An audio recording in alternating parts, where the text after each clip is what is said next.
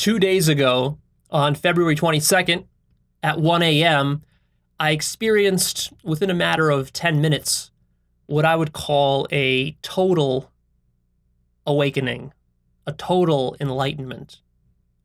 This was an awakening unlike I had experienced up to this point.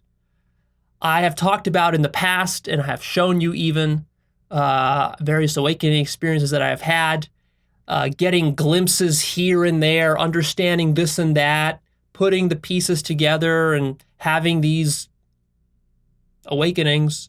But what happened on that night was just incredible, defying all description and all explanation.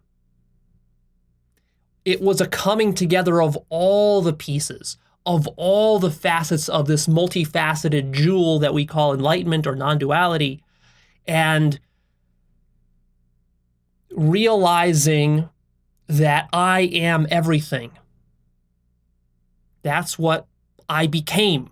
All boundaries disappeared, and I became infinite in infinite directions, in infinite dimensions. The materialist paradigm completely melted away, and all that remained was me existing as infinity. This, everything that I'm seeing, everything that you're seeing right now is infinity itself. It is the absolute. But conventionally, you are experiencing only a little piece of it. And so you're identified with that little piece, and you're not sure how that little piece fits in with what else is going on in the universe. And you don't know what reality is. But here on this night, I became conscious of why all of reality exists and why it is inevitable and why it must exist precisely as it exists. Because what reality is simply infinity itself. Infinity is not something that's hiding somewhere that you're not seeing. This is infinity.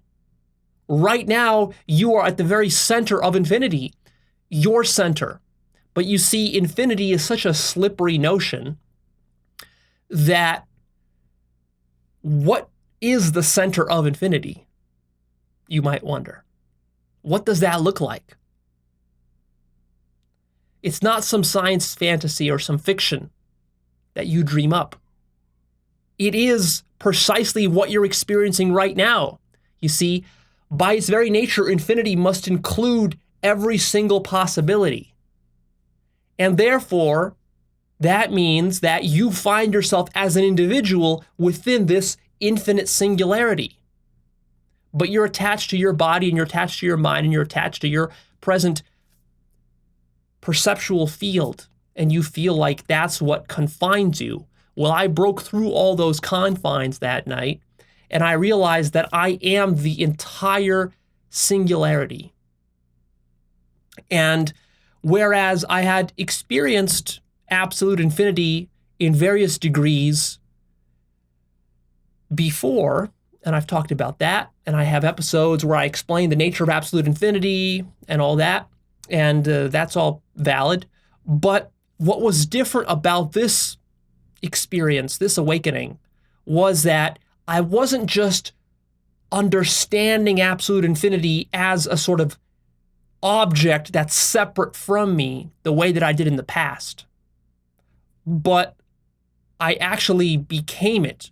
And I became it so deeply that it became my body. The entire universe is my body. Not just the entire universe, but every single possibility that could ever possibly be, I am. And this is cognized beyond any intellectual, logical, or rational understanding or explanation. It's not even at the level of knowledge, like this is something that I know, or something I've deduced, or something that I've figured out. No, it's something that I am. Infinity is my body. There is nothing here. There's nothing behind the eyes. There's nothing inside of me. And in fact, there is no awareness and there is no consciousness. There is not even consciousness. What there is just infinity. Imagine, if you will, that before the universe or reality came into being, there was just nothing. Imagine that. And right there, you have created, unwittingly created everything. Right there, that's it. Stop right there. Stop at nothing. There's nothing more. It's not like there was nothing and then a bunch of stuff got created somehow through some kind of magical process or some scientific process or some sort of inflationary Big Bang or whatever. It's not that. It's that there was always just nothing. But then you say, but Leo, what is all this stuff? How did all this stuff come into being then? You don't get it yet. This is what nothing looks like. Nothing doesn't look like an empty blank space or a black hole. That's not nothing. This is precisely nothing. My words are precisely nothing. My face is precisely nothing. My body is precisely nothing. You are precisely nothing. This room is precisely nothing. This entire planet and star system and galaxy and universe is precisely nothing. Nothing is infinity. Infinity is all that there could ever be. Every single object is just a part of what it means for there to be infinity. Infinity is every single possibility. This is the most radical thing you could ever possibly conceive of, which is why you can't conceive of it. During this awakening, my mind became infinite and it traced through to the very infinite corners of the universe. It has, of course, no corners. It goes on forever. And I went on forever. And I felt it. And I felt the full consequences and ramifications of what that means, which means that I exist as absolutely everything.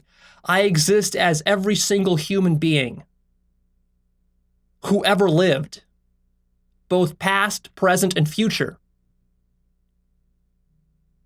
I exist as every single sentient creature, every single life form that is ever possible, in every possible permutation,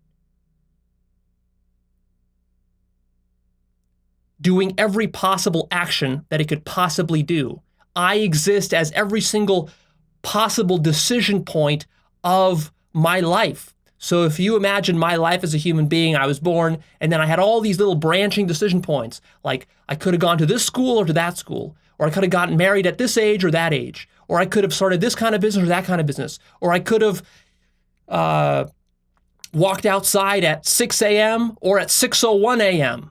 or at 6:02 a.m. And all the possible permutations and combinations of my life, I am all of them simultaneously. I could have died a trillion times from the moment that I was born to the moment that I'm alive now at this age of 32. And I am all those permutations. And I'm all the future permutations, not only of myself, but of every human being and every creature. And not just of every creature, not just all the sentient and all the living creatures, but also of every inanimate object that could ever possibly exist. I exist as every possible inanimate object that ever existed, exists now, or will ever exist. I exist as every single creative invention. Everything that is invented by human beings creatively, every piece of artwork, every piece of music, every film, every video game, every work of literature, every poem. I exist as all of those. They all come from me because I am infinity, and infinity entails absolutely every possible thing that could ever be created, existing simultaneously, and yet at the same time, none of it actually exists because existence negates itself. Infinity is an object which negates its own existence. So at the same time, it exists and does not exist. In fact, it's beyond existence and non-existence. It is just infinity. That's it. That's why there's everything. But of course, to you, it doesn't feel like there's everything. And that's precisely because everything must include you feeling like right now you're not experiencing everything.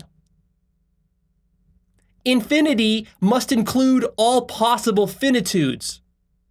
Every possible limitation is contained within that which is ultimately unlimited. And that's it.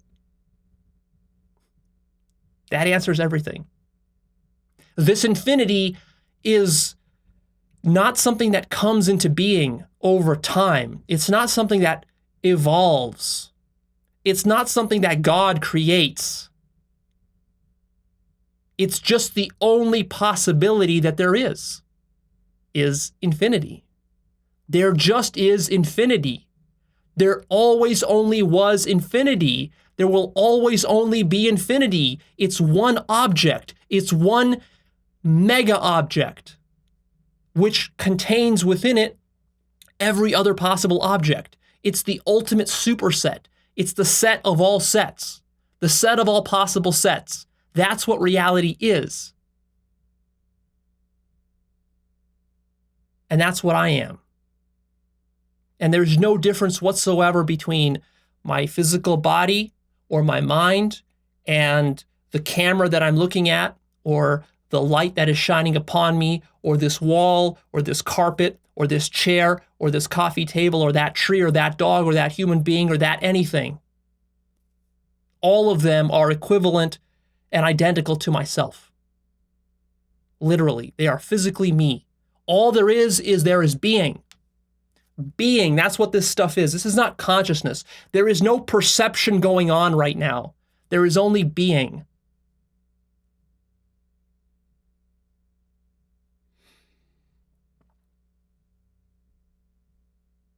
And it doesn't look like anything other than what is here. I'm not talking about some magical state. I'm not talking about some sort of flying unicorns and auras and astral projecting yourself somewhere to some different realm or universe, some other dimension. Sure, all those might exist. There might be unicorns on some planet far away in a different galaxy. Sure, there could be that. And if there is that, I am that unicorn. I am that planet. I am that galaxy. I am every possibility, including this one right here, first and foremost. That's what I realized.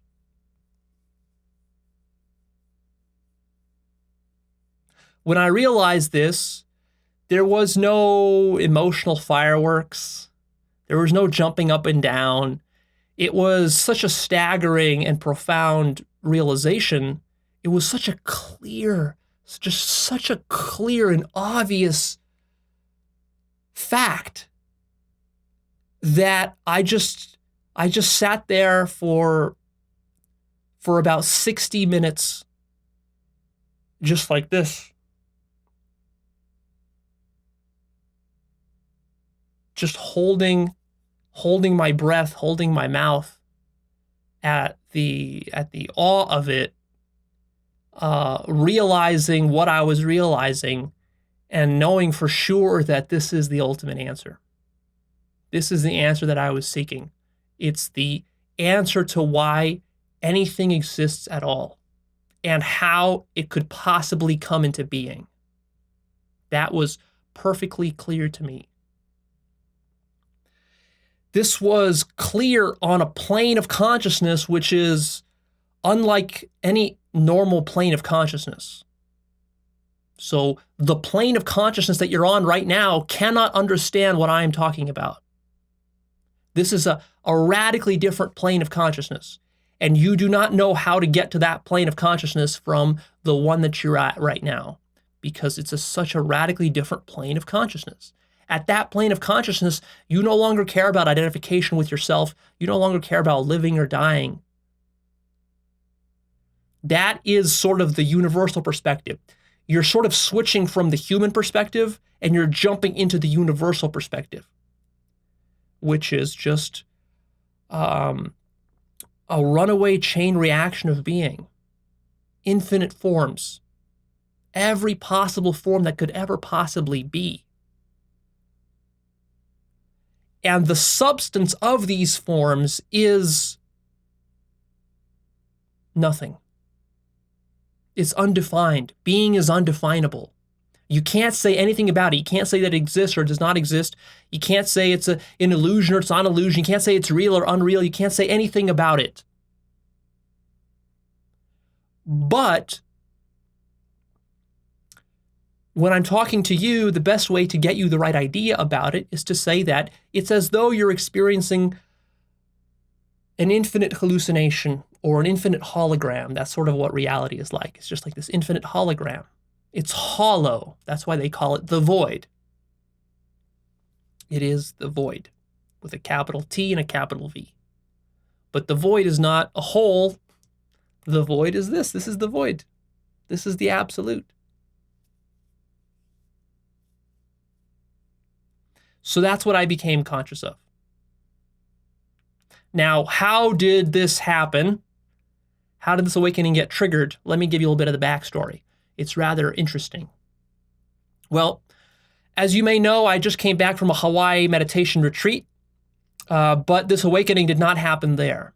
I actually shot about 3 hours of footage from Hawaii, which I'm in the process of uploading right now. It takes a while to upload all this content. So I'm going to upload those videos. They'll be available in a few days on my blog, exclusively on my blog. You won't see it on my YouTube channel.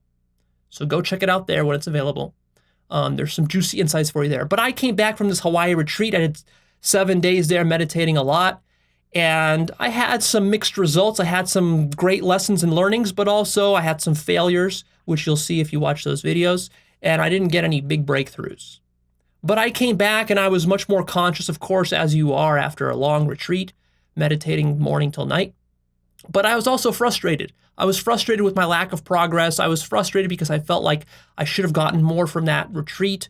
I was frustrated with self-inquiry because I feel like I've been doing self-inquiry for 4 years now, and I've been beating this dead horse over and over again. And I wanted to put an end to the seeking. So I scheduled an energy transmission session with an enlightened psychic. This I actually scheduled before I even went on the Hawaii retreat. It was on my books for close to a month. And I paid good money for it. And I just wanted to try this out as an experiment. So what this is traditionally called Shakti Pot. You might have heard about this if you read a lot of the Hindu traditions, where traditionally you have gurus, and certain gurus, if they have siddhis or they have paranormal abilities, which, some people believe in them, some people don't believe in them. But these siddhis can be real for sure, which is not to say there aren't scammers out there, but you can definitely find a guru who has siddhis. And one of the siddhis is the ability to transmit consciousness just through looking at you, not even touching you. Just is sort of called an energy transmission or Shakti Pot. So I scheduled one of these sessions just because I like to experiment with stuff. I like to try all sorts of crazy stuff. I wasn't like, totally certain that it would work. In fact, I was like 50-50. Like, maybe it doesn't work at all. Maybe it works somewhat. Maybe it works totally. I don't know. Maybe it'll help me. Maybe it'll help me finish my job. So I hope that it would sort of like finish me, put an end to the seeking, because that's supposedly what it could do. And supposedly it only really helps those people who are already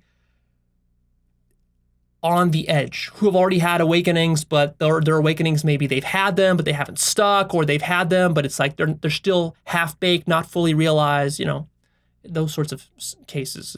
It doesn't usually work when you take someone off the street and you just do it on someone who has no idea what enlightenment is. So I scheduled this, and the day before I was supposed to have this session, I was excited for it. When my head hit the pillow that night, though, my intuition kicked in, and I just listened to it, and it said, you can't do this. You must walk this path solo. And I had to listen to my intuition. I didn't want to listen to it because I was frustrated with seeking. So I'd be glad to put an end to it if I could. And I'm interested in experimenting with stuff. So I'm interested in trying out new stuff and just seeing how it works. But what my intuition told me here is that my job was to follow through on the methods that I have started already. Specifically, my job was to prove the 5-MeO DMT path. My job was to, as I said a year and a half ago when I started with psychedelics and with 5-MeO DMT, my job was to prove that it was possible to become totally enlightened through 5-MeO DMT. And I felt like, and this is what my intuition was telling me, is that if I did this transmission thing, and that if it worked, that would actually, that would be breaking my path. So the next day, I declined the transmission, even though I paid good money for it. And that was that. And then I was pretty bummed out for the rest of that day because, I was second guessing myself. Yeah, I listened to my intuition, but then how do you distinguish between whether it's your intuition or your ego? Was it just arrogance? Was it my pride? Was it my not wanting to get help from other people? And maybe that was just my spiritual ego coming into play. So I was sort of dealing with all this, second guessing myself. But also in the back of my mind, I also kind of knew that that was the choice I had to make. Yes, this made my work more difficult. And so, of course, I was bummed out for the rest of that day because I was wondering, how long is it going to take me now? How many more years am I going to keep doing this stupid self-inquiry, keep having these glimpses and awakenings, but then not finishing and still feeling like there's more to find, still feeling like I don't really understand why reality exists and why it's here? That was my ultimate driving question. And I still felt like, yeah, I had some insights into it, but just like, there was more. I knew there was more. I felt there was more. And so I got bummed out about that. And then at around midnight of that night, my intuition kicked in again and told me that now it's time to do 5-MeO DMT right now, tonight. And usually I don't do psychedelics on short notice. Usually I plan them out a few days ahead, a week ahead. I never just get this urge to just do some psychedelics and then I run off and do them. Almost never. Never do I do that for safety reasons. But in this case, my intuition was telling me, you got to get into it now because you've declined that path. Now follow through on this path.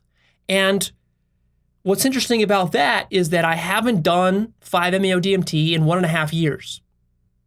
Ever since my big breakthrough, which I shot a video about. I hadn't done it. I've done other psychedelics, which I've talked about and I've posted reports on, and I've even posted videos of. So yeah, I've done those, but 5-MeO, you got to understand that 5-MeO is no ordinary psychedelic. This is a beast all onto itself. So I was scared to go back. I really needed that 1.5 years just to fully integrate that massive breakthrough experience that I had 1.5 years ago. I needed all that time, and I needed all these smaller trips to fully integrate, to think it all through. And I still wasn't totally sure if I was ready, but I listened to my intuition because I sort of now committed to this path. And I said, okay, I'll do a baby dose. I'll do the smallest dose I've ever done, which is 10 milligrams. Before that, I did 12 milligrams. That was my smallest dose. This is 10 milligrams. I just wanted to kind of ease my way back into it because I knew that I've done a lot of integrating, a lot of growing, and I've become much more sensitive over the last 1.5 years. So I knew that I couldn't just take a massive dose. It might be way too strong. Even 10 milligrams, I wasn't sure what that was going to do. Now, for most people, 10 milligrams will just make their heart pound and not much more than that. You won't have any super profound spiritual experiences on 10 milligrams for most people. So I took this baby dose. And my intuition further told me that I have to try a new method of administration. Before, I snorted it. Other people like to smoke it. I don't like to smoke it. And here it said I have to try it rectally. So I took a small needleless syringe, no needle, and I administered it rectally by dissolving in some water. It's not as disgusting as it sounds. And literally within 5 minutes, it came on. It comes on ridiculously fast. You won't believe how fast it comes on rectally. I mean, it's pretty much the same speed as through your nose. You just think that, it would take longer for it to travel up to your brain from your butt. But no, it takes about 5 minutes. That's all it takes. It comes on very quickly. So what I did is I just laid on the floor and waited for 5 minutes for this thing to come on. I had fear. I had uncertainty. My heart was pounding. I didn't know how deep this was going to go, and I felt like, man, maybe it's going to go too deep. And then it happened, precisely around the 5-minute mark. What happened is that all my fear sort of just crescendoed and then just melted away within about a minute after the 5-minute mark. It just melted away, and then I just eased my way into absolutely infinite consciousness. All borders collapsed, all sense of being my body collapsed, and just this crystal clarity. I just ascended into this new plane of consciousness from which I became everything. And I just looked around the room. There was no funky visuals. It was a very calm, and you might almost say sober trip. There was very little monkey mind. There was very little of any kind of distractions or this or that or body highs. There's like very little of anything. It was just pure consciousness. Just my consciousness became infinite. That's all that happened. That's the magic of 5-MeO. And especially with this new administration method, which I sort of discovered here for myself and have proven now to myself, this to me now is the perfect administration method because it's smoother and it's more gradual than snorting or smoking. And this is actually ideal. It's especially ideal when you want to fully understand, get that calm state of mind to fully understand in a sort of meditative state. You just fully understand exactly what's happening. There's no doubt. There's no questions. There's no like wondering, oh, what's going on with me? And what is this thing? And what is that thing? Like sometimes when you take a trip on mushrooms or some other substance, LSD or whatever, DMT, then, weird stuff happens and you're not sure why it's happening, what it means or where it's going. None of that happened here. Here it was just perfectly clear awakening. And so I just awoke. And this was the deepest awakening that I've ever experienced. Deeper than even my 30 milligrams of 5-MeO DMT, which I took a year and a half ago, which just thrust me into the absolute, but in a way that I still felt separate from the absolute. And I still felt like the absolute in that trip was like an object that was separate from me and also separate from my present experience. Whereas here, what was so remarkable was that the absolute wasn't separate from me or some other object. It wasn't some void somewhere that I glimpsed. It was my living experience. It was my entire body. Every single object. I remember looking at a book. I remember looking at a bunch of books on my coffee table. And all these books that I can just see infinity, infinity, infinity. It's just infinity. Of course, every book here must exist exactly as it sits. Every angle of every book on my bookshelf must be arranged precisely in that manner because that's exactly what absolute infinity entails. It entails every possible arrangement of every possible book, of every possible character in every possible book that has ever been written, and the way that they're arranged right now on my table. It entails everything. There's nothing which is excluded. And so that's how it happened. The peak of the experience lasted for about an hour and a half.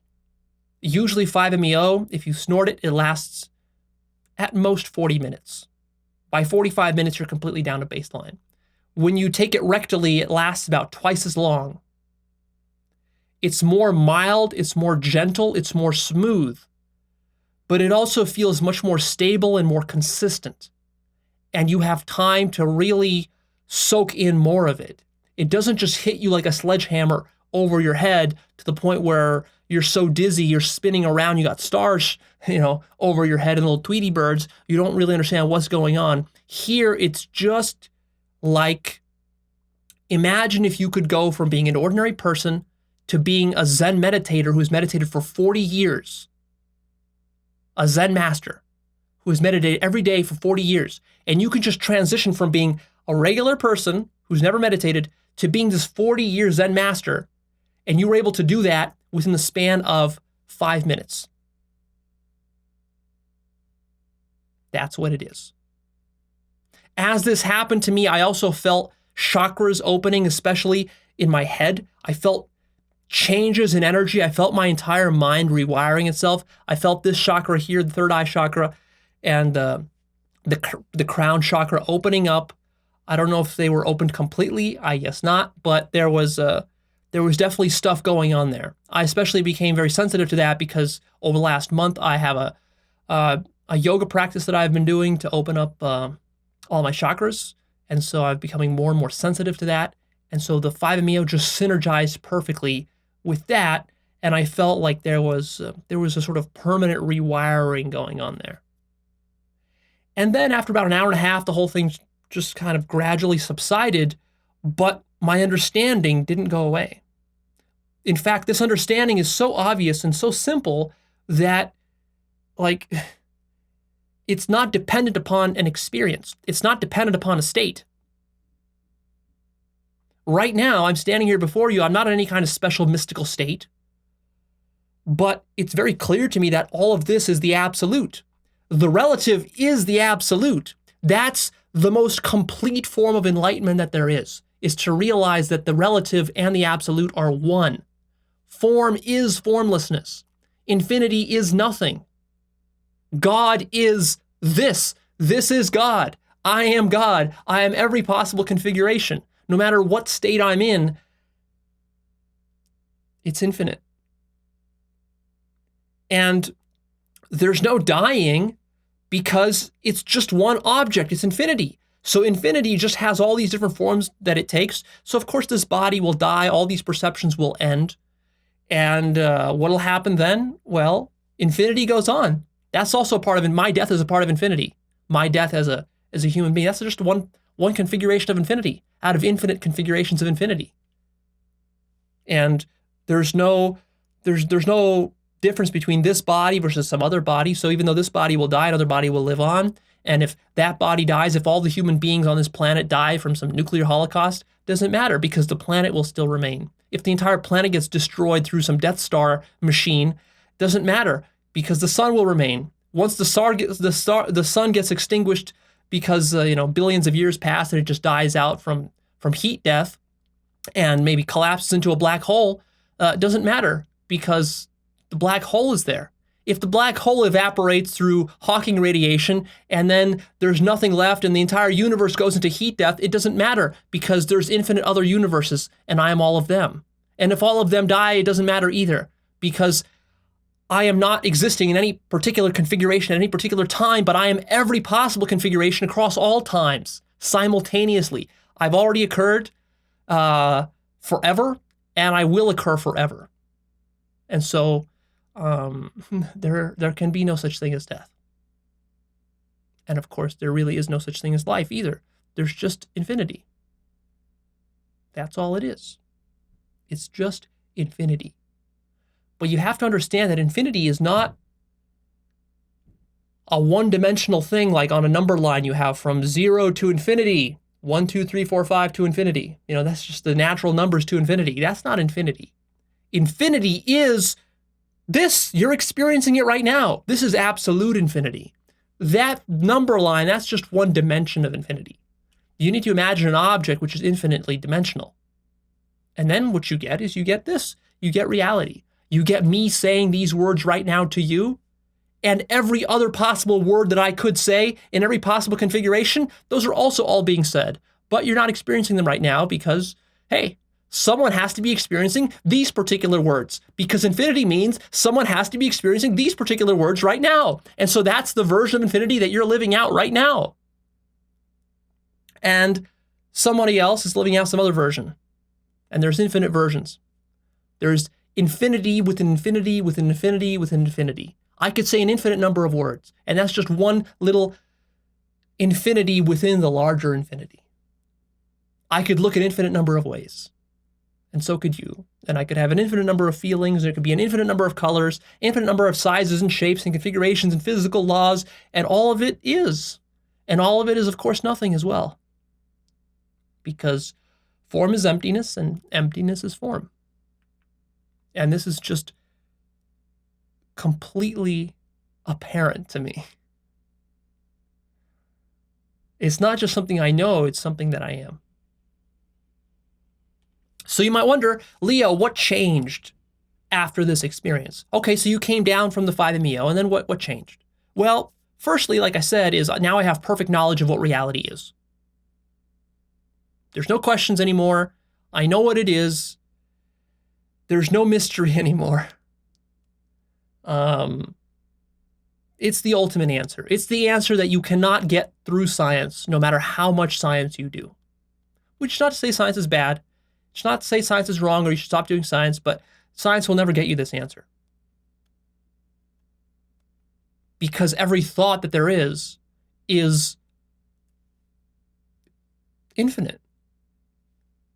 I am science. I am religion. I am rationality. I am irrationality. I am every possibility of every possible thought that can be thought. Whether it makes sense or doesn't matter. Whether it's true or not, doesn't matter. Whether it's true science or false science, whether it's pseudoscience, whether it's religious mumbo jumbo or new ageism or whatever, whether it's some conspiracy theory or some outlandish hoax or scam, it doesn't matter. I am all those. You see? It's a complete transcendence of knowledge. Knowledge dissolves into being. There is only being. Knowledge is really just being. So that changed. There's a sense of satisfaction, very deep satisfaction, in knowing what everything is and why it has to be this way. That has changed for me. There is also a cessation of seeking. I was very much driven by seeking for the last 4 years, and really, if I think back, for the last 20 years. Since I was a teenager, I was fascinated by why does everything exist? I wanted to know. And now it seems like that journey of 20 years from my early teenage years through philosophy and through all the self-help and through all this non-duality and all this seeking and all these retreats and all this sort of stuff, that this seeking has ceased because there's like nothing to seek anymore. And that's really satisfying because there's a lot of suffering that goes on with seeking. Now, the mistake that people make, this is the neo-Advaita trap, is they say, oh, well, stop seeking. There's nothing to seek because enlightenment doesn't exist. You're already enlightened. No, it doesn't work like that. You've got to seek really, really hard and suffer the seeking. Yes, the seeking creates suffering. Yes, the seeking is egoic, but you still got to do it. You got to go through all that seeking to get to a point where then you actually arrive at the ultimate understanding. And then, of course, the seeking is not necessary anymore. The seeking has brought you to your destination. But don't think that you can stop seeking before you've gotten to the destination. That would be like imagining that, hey, I want to drive from Los Angeles to New York. And yeah, maybe I don't need to drive. Maybe I'm already in New York. So maybe I'll just leave my car parked and somehow magically I get to New York. No, you're not going to get to New York. To get to New York from Los Angeles, you got to drive 2,500 miles or however many miles it is. You got to drive that. And you got to endure all the problems along the route. And that route, you better believe there's going to be like flat tires and you got to fuel your gas and you got to like fix your broken engine and change oil and all this sort of stuff. You got to do all that. You got to go through the suffering of all that to get to New York. And once you get to New York, then you can say, oh yeah, of course, I don't need my car anymore because now I'm in New York. But until you're in New York, you need your car. It would be very foolish to throw away your car while you're still in Los Angeles or halfway along your journey. Because wherever you throw away your car, that's where you're going to be. This isn't rocket science. Very simple logic, but still a lot of people get this wrong. What else has changed for me is that there is an increase in my baseline level of awareness. So I'm not in some sort of blissed out state right now. I'm not in sort of hyper mystical or psychedelic trance. I'm just in my normal state of consciousness, my normal state of awareness, but it's raised. I'm just more aware of what everything is. Like I'm picking up an object, I'm aware that it's infinite. I'm aware that it's inevitable because this is all part of absolute infinity. What else has changed for me is that my meditation has skyrocketed. And in particular, what has helped with my meditation is that before it was difficult for me to do meditation because I was always seeking. So when I sit down to do meditation, I'm seeking for, answers to these deep existential questions, which actually is counterproductive to meditation because the point of meditation is just to sit and be still. So now I'm able to sit and just be still a lot better than before because now I feel like, well, I've already got my answer, so there's nothing to search for. So all there is for me just to sit and to be as infinity. And so here I just sit and I be infinity. And that's all that meditation sort of boils down to now. What else has changed for me is that I'm very aware that everything is totally inevitable. Every possibility is. So what are you complaining about? What are you criticizing? Who are you judging? What are you moralizing about? You don't like that person. You don't like that group of people. You don't like that politician. You don't like that jerk. You don't like that violent person. You don't like this Nazi. You don't like that guy. Okay, so what are you complaining about? Absolute infinity includes every single possibility. It includes all the good and includes all the evil. And it must be that way. It cannot be otherwise. So you complaining about it is completely pointless. And yet at the same time, it's completely inevitable that you're complaining because absolute infinity must, of course, include you complaining about things that are inevitable, but still you're complaining about them. But of course, if you want, you could stop complaining about them. And then absolute infinity will also include that possibility of you realizing, hey, there's no point in complaining. And yeah, that possibility is also part of absolute infinity. So that's really huge for me because that is the key insight that allows you to stop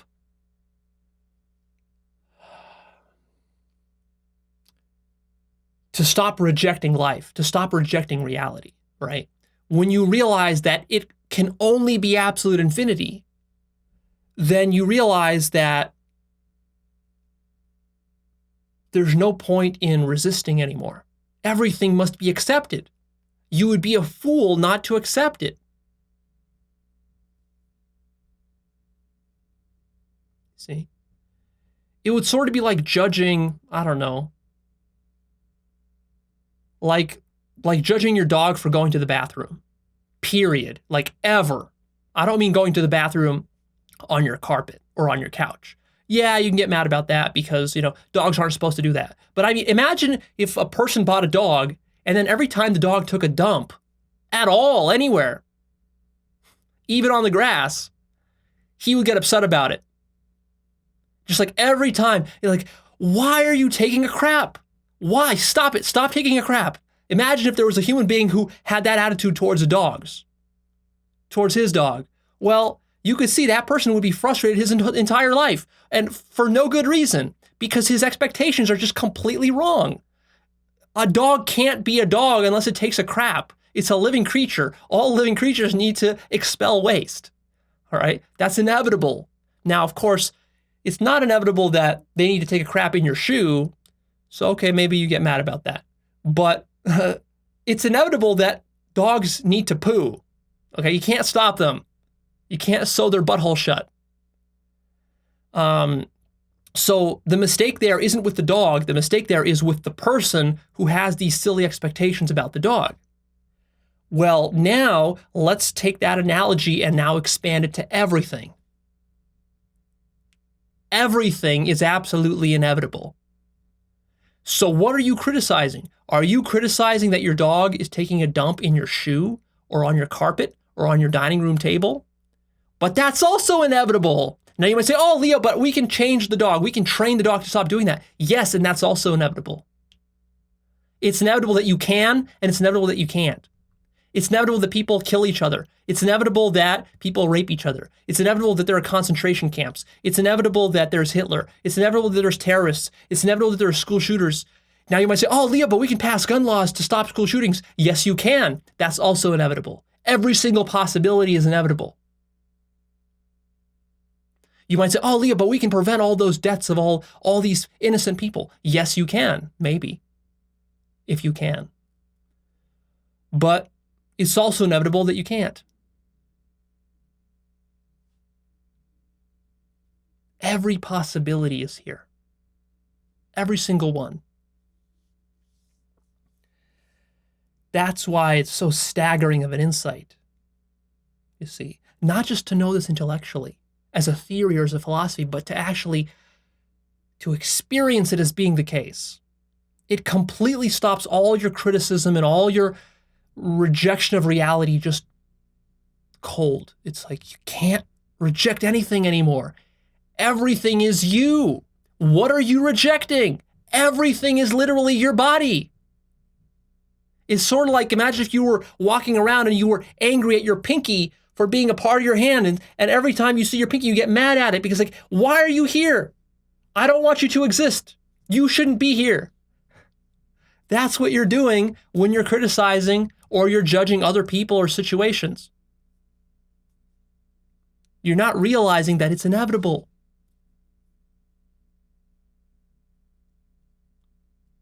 Every mistake is inevitable. Ignorance is inevitable. Evil is inevitable. As well as everything else. So that has changed for me. That's a very important, it's a very important insight to have. Because that really changes your whole attitude towards people. Changes your whole attitude towards situations. Now when a bad situation happens, yeah, of course I prefer that it doesn't happen. But it's also like I realize, oh yeah, of course it had to happen. It's inevitable. There's no point in complaining about it. Aside from these things, not much else has changed. My mind is still chatty and quite active. I do not have some sort of Zen-like no mind. Suffering still happens. I am not in a blissful state, and I am not free of all emotional suffering. Something doesn't go my way, and I get triggered by it. And I don't want it to be that way, or if I'm experiencing pain in my body and I don't like it and kind of makes me annoyed or frustrated or causes me suffering, yeah, that still happens. Definitely.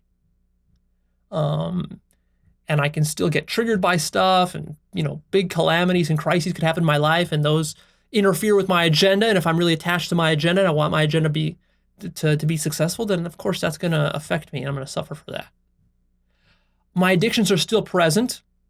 I have some internet addictions that I'm working on. I have some smartphone addictions, you know, stuff like that. It's still there. Those didn't go away. Those need additional work. My sexual cravings have not changed at all, pretty much. In fact, maybe they're even stronger than before because I feel more free. I feel more passionate. I feel like I have more energy. I feel like chakras have opened up and stuff is flowing more smoothly. So actually, the sexual drive is very strong. And yeah, so some of those, you know, enlightenment gets idealized a lot. And I don't know, you know, people can have different levels of enlightenment, different degrees of enlightenment, and different amounts of embodying their enlightenment. So for some people, you know, they have an insight and maybe it does stop all their suffering, and maybe it does quiet their mind completely, and maybe it does stop their sexual cravings and all this, and maybe now they are in some blissed out state. For me, that's not the case. I'm just saying. There's different kinds of awakenings that people have.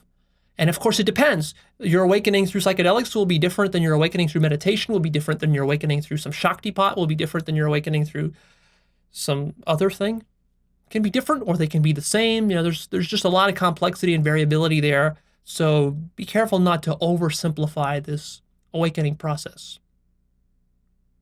And there's different facets of things you can awaken to. So what was really remarkable about this awakening that I had, I felt, was just how complete it felt. It felt like all the pieces came together. I became conscious of what I am. I became conscious of what reality is. I became conscious of why reality is. I became conscious of what other people are. I became conscious of just, like, I don't know. Maybe there's a few facets that I missed. I didn't really get a strong sense of like absolute infinite love. I've had those before. I didn't get so much of that. So maybe the love component was a little bit lacking in this awakening, but like a lot of stuff came together for me. Now you might wonder, well, Leo, is this really total enlightenment, or are you just kidding yourself? And what does total really mean? So again, I'm using that word. Don't take it too seriously. I'm using it rather loosely here. Mostly I use that word total because that's how it felt for me in the moment. It felt total. That doesn't mean there aren't more total ones. It just felt total for me in the moment. And it has certainly been the most total out of the ones that I've had. And I've had a handful now, probably 5 or so, I don't know. I've stopped counting them. So of them all, for me, it felt like the most total. I asked Peter Ralston once, what was the deepest enlightenment or awakening that he's ever had? And I'll never forget his answer. It was very, very profound. He kind of looked at me puzzled, and then he said, they were all the deepest. And that's right. That's exactly how it feels. Because when you're having your awakening, you're so present in the moment. There's no other. You're not comparing this moment to anything else. So whatever's happening in that moment feels total by definition. But nevertheless, even if that's true, still, when you're comparing different awakenings across time, then some of them are more total than others. So how do you judge that? Well, just subjectively. It's a subjective judgment. What does a total enlightenment really mean across the board for everybody? I don't know. I think that people are too variable to use such a simplistic label.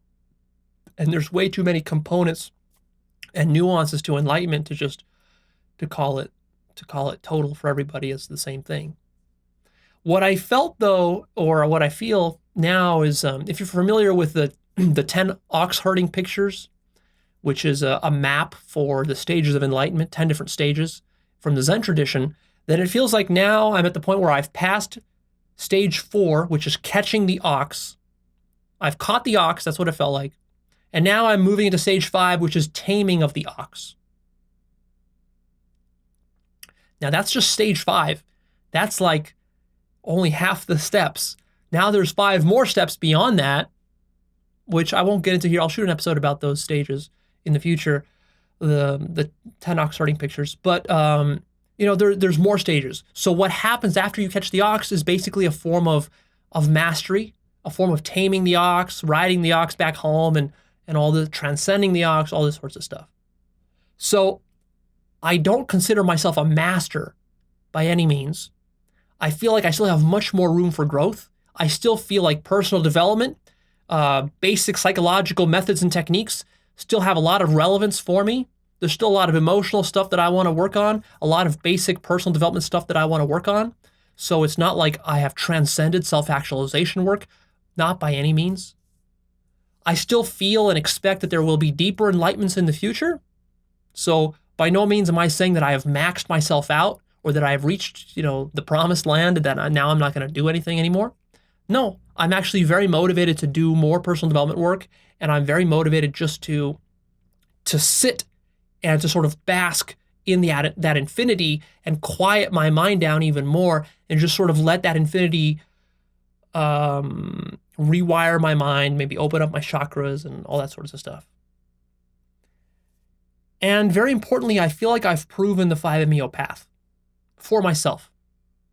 And I can't really speak about how effective 5MEO will be for you, but if you are like me, then you will discover, if you do 5MEO, that it is the single most powerful, most direct, and most no-nonsense tool that exists for this work. It is the most pure path to absolute consciousness that there is, that I have ever discovered or learned about or studied. And I've experimented with quite a lot of different techniques and different traditions. It's just in a class all by itself. And what's so sad is that so few people know about it. And I've talked to quite a few enlightened masters about 5-MeO-DMT, and usually what they do is they just dismiss it. They just say, oh, that's just a psychedelic, that's just a drug, that's just a substance. That's not real enlightenment. That doesn't really work. It can't really work. You can't really become enlightened by putting a chemical into your brain. I have completely shattered that myth for myself. Now you can say, oh, Leo, but what if you're deluded? How do you really know? What if you're just hallucinating? What if you're just kidding yourself? From your perspective, yeah, I could be lying to you. I could be deluded. I could be hallucinating, or whatever.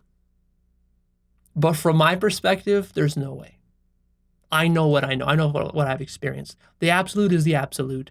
And the effectiveness of 5-MeO at taking you to the absolute is just mind-blowing. It just baffles me that such a technology exists. It baffles me. It just baffles me. It will utterly baffle you when it's happening to you. When that 5-MeO is working on you within 5 minutes, you will be completely and utterly baffled, not just by your awakening, which will be a very deep and real awakening, but by how you got there. That's the most amazing thing, is how you got there and how easy and effortless it really is compared to spending 40 fucking years meditating every day in some Zen monastery. And still, many of those Zen masters have not gotten to the ultimate level of understanding. Many of them still don't understand why the universe exists. Sure, they've had glimpses here and there, and they've, become conscious of stuff. They've had their Satori experiences, but, there's so much depth. There's so many layers to this stuff. How deeply have you experienced it is the question. So what's left for me, you might wonder? Well, a lot of stuff is left for me as far as development. Embodiment. Now, my focus is going to be on embodiment. I want to embody the infinite as much as I possibly can in my words, in my actions, in my emotions, in my behaviors, in my meditation sessions, in my communications with other people, in my relationships, everywhere.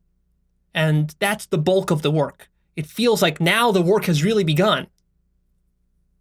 What's left for me is basking in the being, just sitting in the stillness. I feel like I need to spend hundreds, thousands of hours just sitting in the stillness. If I wasn't running Actualized.org, I would probably buy a cabin in the woods and go live there for a couple of years, not to speak to anybody, and just sit there and just bask in the stillness. That's what's necessary to really embody and master this stuff. I feel like I still need to work towards a state of no mind. My mind is still very active. I have always been extremely conceptual. That has been my greatest obstacle on this path. It's very clear to me now in retrospect. It's been a much bigger obstacle than it is for most people because I'm much more conceptual than most people. I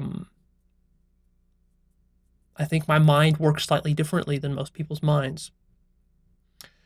So it's precisely because the 5-MeO is so effective and so fast that it doesn't require you to still your mind. Because if you're like in a Zen monastery, the only way you're going to reach a natural experience of the absolute, like 5-MeO will show you, is through silencing your mind so much over years and years and years that by the time you experience the absolute, your mind's going to be very, very, very quiet.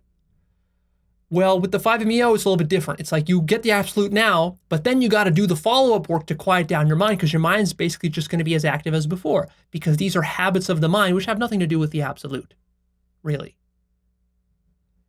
These are separate things, and people sometimes confuse them. But still, I notice that my thoughts can cause me suffering, and that actually my thoughts are probably my chief source of suffering. And so for me to really embody the absolute and to embody that sort of stillness and bliss, I need to quiet down my mind. So I'm just going to be spending a lot of time just sitting in stillness, meditating. And I'm much more sort of, I guess, eager to meditate, because before it felt like meditation was always directed towards a goal, whereas now it feels like when I meditate, there is no goal and I can just let go. Now, of course, I should have been doing that from the very beginning, but see, the problem is you don't know that until after you've had your awakening. That's only clear in retrospect. It's like, oh yeah, I should have been doing that from day one, but for 4 years, I haven't been doing that. Oh, okay, yeah, now I know better. It works like that.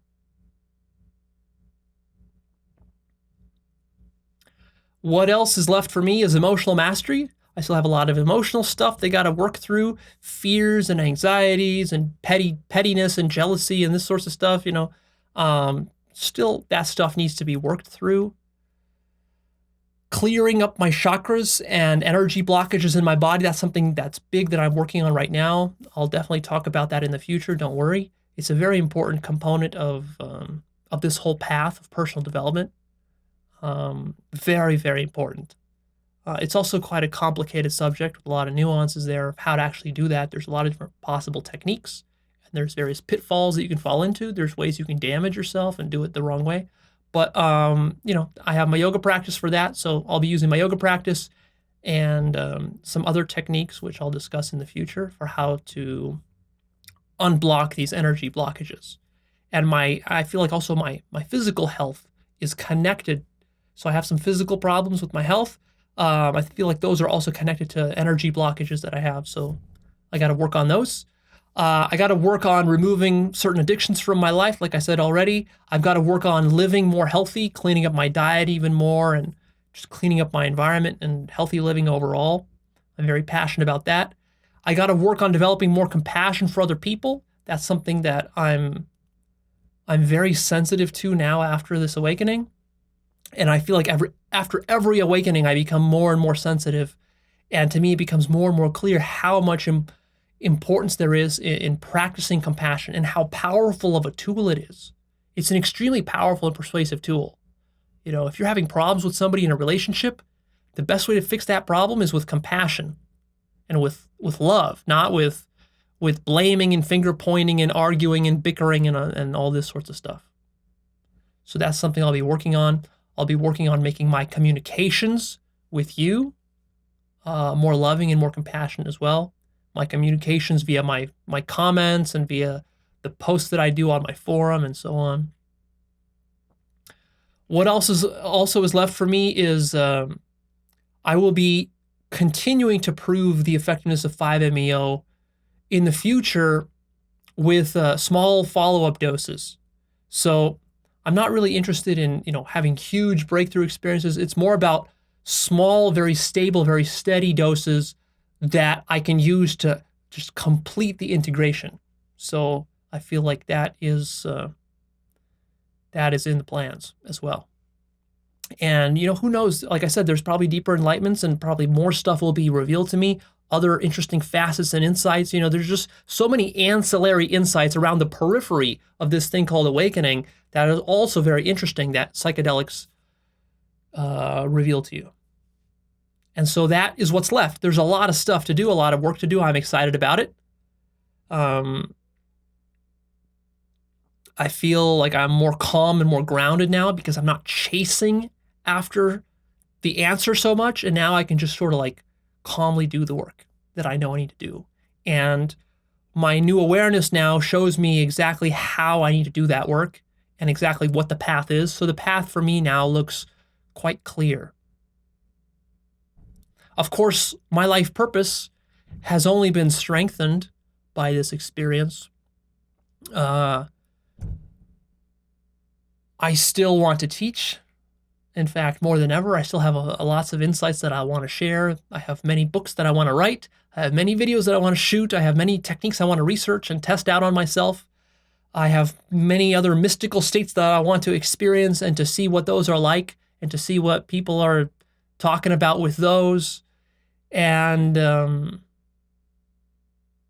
I'm excited more than ever to teach people in person, not just through video, to improve my teaching skills to be more effective of a communicator and be more effective of a teacher, to offer better analogies and better examples. So for me, life purpose just gets supercharged with these awakenings. Because my greatest wish now for you is that you in your life become conscious of why all of this exists. That's ultimately, if I could just choose one thing that you can get from me that I can gift to you, is the injunction to go and figure that out and to have that insight for yourself. Do not stop on this path until you are completely certain of why everything exists and why it must exist and why it cannot be any other way. That's my wish for you. That's the ultimate. For me, that is the ultimate. That is the most profound thing you can become conscious of in this reality, I think. And everything else is secondary. And that insight is so profound and so satisfying that I just wish that you could experience that for yourself. Be one of the handful of people on this earth who has ever awoken to this understanding. Very, very, very few people have. Very few people. Even many so-called enlightened people have not really truly awoken to this understanding of why everything exists and why it must exist. It's you. You're it. You're the reason for everything. You are it. And I want you to experience that moment for yourself of when you realize this. And when you do, I want you to imagine me smiling down on you, because that's what gives me the greatest satisfaction, is to be able to guide people through this whole process so they can get to that point. That's the pinnacle. That's the crowning achievement. That's the crown jewel. And then, of course, come on back, and there's still a lot of stuff to work on after you understand that. So don't get cocky, and don't get complacent just because you understand that thing there. You still got to take care of all the other crap in your life that is probably highly dysfunctional. So there you go. Make sure to check out my Hawaii videos. They're coming soon. They'll be on the blog exclusively. They are not going to be posted on my YouTube channel. That's it. Please click the like button for me and come check out Actualized.org. This is where you'll find the blog. This is where you'll find some other resources like the Life Purpose course, the book list, the forum. And just in general, stick with me. My path is still only getting started. This is like the beginning of the end, and then a new beginning. A new chapter is sort of opening up for me. Over the next 6 months, you're going to see a huge transformation in myself as I work to embody all of this. And then who knows what lies ahead beyond that. I don't know. I'm more and more open these days to living more adventurously and more spontaneously, and to changing stuff around, to moving around, to being different places, to meeting new people, to talking about new things, to trying out new things, to teaching in new styles and different modes and different ways. So I just don't know. We'll see where it goes, but it'll probably be exciting, so stick around. You're watching it happen and unfold before you, and I hope that inspires you to do it for yourself.